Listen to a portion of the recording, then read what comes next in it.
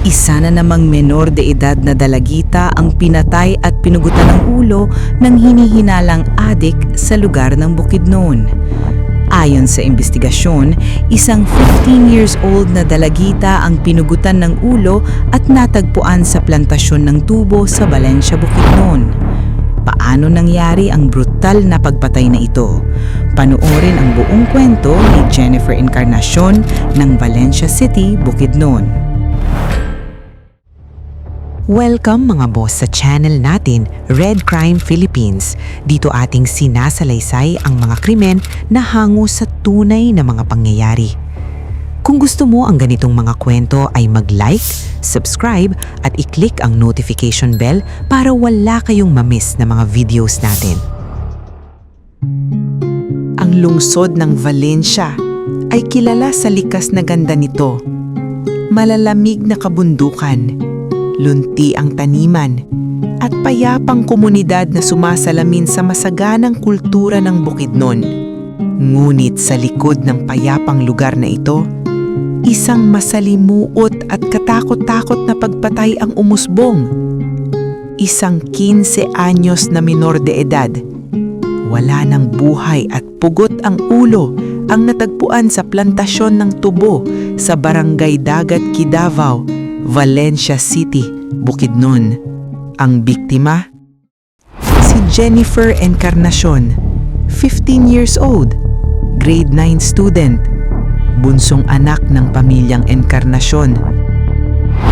Ang suspek, isang ex-convict na si Marlon Rosaut, 38 years old, isang magsasaka. May dati itong kaso ng pagpatay at paghahasa sa isang elementary student sa lugar ng Antapay, Bukidnon. Si Jennifer ay isang mabuting anak na minahal at inalagaan ng pamilyang Encarnacion. Siya ay bunsong anak at kilala siya bilang medyo boyish, mahilig magmotor at hindi takot sumubok ng mga bagay na karaniwang inuugnay sa mga lalaki. Ngunit sa kabila ng kanyang astig na aura, may malambot itong puso. Sa kanyang buhay high school, aktibo siyang sumali sa iba't ibang beauty contest. Hindi naging hadlang ang kanyang pagiging boyish upang ipakita ang kanyang kumpiyansa at talino sa entablado. At minsan na rin siyang kinuronahang beauty queen sa kanilang lugar. Bagamat namumuhay sa kahirapan, hindi kailanman pinanghihinaan ng loob si Jennifer. Patuloy siyang nagsikap sa pag-aaral dahil dala niya ang pangarap, ang matulungan ng kanyang pamilya balang araw at makaahon sila sa hirap ng buhay. Ngunit hindi na pala ito matutupad ni Jennifer dahil ito na pala ang kanyang huling pagtahak bilang masayahin na high school student. January 6, 2026, araw ng Martes, bandang hapon. Hindi nakauwi si Jennifer sa kanilang bahay galing sa paaralan ng Bucos Sinait Integrated School ng Valencia City. Medyo may distansya ang paaralan ni Jennifer sa kanilang bahay. Kailangan pang dumaan mula sa mga damuhan at plantasyon ng tubuhan para ito makauwi sa kanila. Kinagabihan, nag-alala ang mga magulang ni Jennifer dahil hindi ubali ng dalagita na hindi nagpapaalam kung late na makauwi. January 7, 2026, araw ng Miyerkules. Pumunta ang pamilya Encarnacion sa mga kapulisan upang i-report ang pagkawala ni Jennifer. Patuloy ang paghahanap ng pamilya Encarnacion sa dalagita. Hinanap na nila sa mga lugar na pinupuntahan niya at tinanong ang mga classmate, ngunit bigo itong malaman ang kinaroroonan ng dalagita. January 8, 2026, araw ng Huwebes.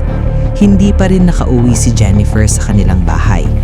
Labis ang pag-aalala ng pamilyang Encarnacion sa dalagita. Nag-post ang kapatid na si Jasmine Encarnacion sa Facebook upang ipabigay alam na nawawala ang kanilang bunsong kapatid at dahil hindi ito nagpaalam sa kanila kung saan ito pupunta galing eskwelahan. Maya-maya pa, may tumawag na isang concerned citizen na may natagpuang bangkay ito sa isang liblib na lugar ng Valencia. May nakitang bangkay ng dalaga sa isang plantasyon ng tubo sa Barangay Dagat, Kinadawa ng Valencia City. Agad itong nirespondehan ng mga kapulisan at laking gulat ng mga otoridad at mga bystanders ang kanilang nakakakilabot na nasaksihan. Dito tumambad ang bangkay ng dalaga, wala ng ulo. Ilang hakbang mula sa katawan ay makikita ang pugot na ulo na tila tinapon lang. Dito nakumpirma ng pamilyang Encarnacion ang pagkakakilanlan ng biktima. Sabi ng ina ng biktima, "Anak ko yan, si Jennifer yan." Napaluhod ang ina sa labis na sakit na nadarama. Ang kanyang bunsong anak na babae na ilang taon niyang inalagaan ay nasa kanyang harapan, nakahandusay at wala ng buhay. At ang masakit pa ay pinugutan nito ng ulo. Ito'y hindi kagawan ng tao, kundi kagawan ng isang demonyo. Umalingaw-ngaw ang balita sa buong Bukidnon at sa mundo ng social media. Sari-saring komento at diskusyon ng pagkadismaya ang nangyari. Hindi makapaniwala ang buong komunidad ng Bukidnon sa sinapit ng isang menor de edad na dalagita. Samantala, nag-offer ng pabuya na 200,000 pesos ang Vice Mayor ng Valencia City sa makakapagbigay ng impormasyon at kinaroroonan niyang suspect upang agarang makamit ang hustisya ng pamilyang Encarnacion. Samantala, nitong January 10, 2026, 2 araw matapos matagpuan ang bangkay ni Jennifer, isang grupo ng indigenous tribe ang nagtaka sa isang magsasaka na malapit sa kanilang lugar. Balisa daw itong nag-iimpake sa kanyang mga gamit mula sa kanyang bahay kubo na tila may iniiwasan. Isinumbong ito agad sa leader ng indigenous tribe na si Dato Mario Mansaluon. Nakilala ang magsasaka na ito na si Marlon Rosaut, 38 years old. Napag-alaman na itong si Marlon ay may dating kaso ng pag-aasa at pagbatay sa isang elementary student ng nakaraang taon. Dahil dito natakot ang ilang kababaihan ng tribo na baka gawin sa kanila ng suspect ang nangyari sa bata. Agad na alarma ang tribo at doon puwersahang kinuha ang suspect at dinala sa Valencia Police Station. Kuha sa video ang pagdala ng indigenous tribe sa suspect patungo sa himpilan ng pulisiya. Makikitang dinala ang suspect sa stasyon at doon ipoproseso ang kaso. Ayon sa unang investigasyon, itinangi ni Marlon ang mga pangyayari, ngunit kalaunan dahil sa mga nakalap na ebidensya ay umamin nito bandang huli. Sinabi ng mga kamag-anak ni Marlon na siya ay adik sa shabu at marijuana at nagiging marahas ito kapag hindi siya nakakakuha ng alinman sa mga ito dahil sa kakulangan ng pera.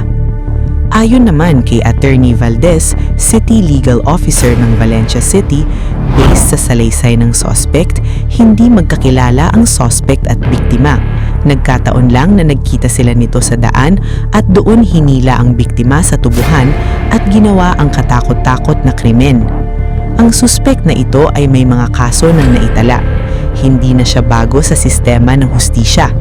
Isa sa ilalim si Marlon sa drug testing at formal na kakasuhan ng mga nararapat na kasong kriminal, kabilang ang kasong murder at iba pang kaugnay na paglabag, kaugnay ng pagpatay sa menor de edad. Samantala, kasalukuyang nakahinlay ang burol ni Jennifer sa kanilang bahay. Bumuhos ang pakikiramay ng mga kaibigan ni Jennifer at mga tao sa social media. Nag-ani ng mga sari-saring spekulasyon nito. Halatang lulong sa droga daw ang suspect at walang kaluluwa ang pagpatay. Ayon sa kapulisan sa pangunahan ni Colonel Oliver Soto Navales, Provincial Police Director ng Bukidnon, ang suspect ay nasa kustodya na ng pulisya at naghihintay na lamang sa pag-usad ng kaso sa korte. Ipinahayag niya ang kanilang pasasalamat sa mga katutubong indigenous tribe sa Bukidnon, gayon din sa mga lokal na opisyal ng lungsod ng Valencia at mga karatigbayan sa pagtulong upang maisakatuparan ang pagsuko ni Marlon. Idinagdag ni Navales na magsasampa sila ng kaukulang mga kasong kriminal laban kay Marlon sa tulong ng mga tradisyonal na lider ng komunidad at mga lokal na opisyal ng lungsod ng Valencia. Samantala, ayon sa autopsy report ng pulisya, Lumabas na walang palatandaan na ginahasa or hinalay ang biktima, taliwas sa pag-amin ng suspek na ginahasa niya ito bago pinatay. Ngunit kahit pananagnegatibo ang autopsy report sa rape, ay may mabigat pa rin itong kasong kakaharapin, ang pagpatay sa biktima. Napakasakit para sa isang pamilyang Enkarnasyon ang pagkawala ng kanilang bunsong anak na babae. Isang buhay na puno pa sana ng pangarap at pag-asa, ngunit biglang nawala dahil sa kagagawa ng isang walang pusong kriminal. Ang pagkawala ni Jennifer ay hindi lamang pagpanaw ng isang mahal sa buhay, kundi pagguho ng mga pangarap na sabay-sabay nilang binuo bilang pamilya. Ang bawat tawa, yakap at simpleng alaala ng anak ay nagiging mas mabigat sa puso dahil alam nilang hindi na ito maibabalik pa. Para sa pamilyang naiwan, ang sakit ay hindi lamang dalamhati, kundi isang walang katapusang panawagan para sa hustisya, upang ang sinapit ng kanilang anak ay hindi na maranasan pa ng ibang inosenteng buhay. Kung nagustuhan ninyo ang kwento natin ngayon ay mag-comment, like at subscribe para wala kayong mamiss na mga videos natin.